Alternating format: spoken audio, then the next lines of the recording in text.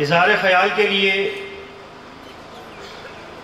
فیاض احمد جدران صاحب سے گزارش ہے، کیونکہ اسلام آباد بار کونسل کی طرف سے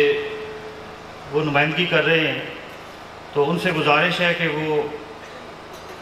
اپنے خیالات کا اظہار فرمائیں۔ اعوذ باللہ من الشیطان الرجیم، بسم اللہ الرحمن الرحیم، اللہم صلی علی محمد وعلی آل محمد وبارک وسلم وصلی علیہ۔ اسٹیج پہ بیٹھی ہوئی محترم قیادت جناب محترم سلیم چشتی صاحب، بہت عزت اور بڑے احترام کے لائق معزز اراکین بار، سلیم چشتی صاحب یقیناً مبارکباد کے مستحق ہیں کہ انہوں نے اس اہم موضوع پر اس سیمینار کا انعقاد کیا۔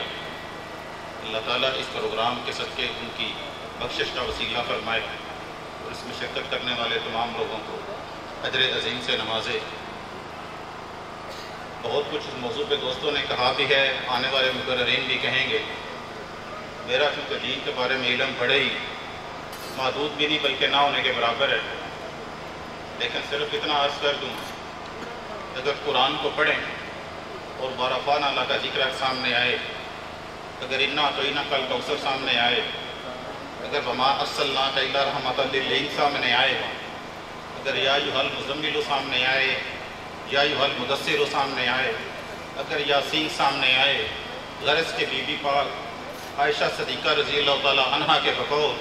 کہ پورا قرآن آپ صلی اللہ علیہ وسلم ہیں، تو پھر کچھ بچتا نہیں ہے کہنے کو، اور پھر کچھ بچتا نہیں ہے اظہار کرنے کو بھی۔ یقیناً یہ دنیا اور یہ سارے عالم آپ صلی اللہ علیہ وسلم کے مبعوث ہونے کے واسطے اور ان کے صدقے سے ہیں،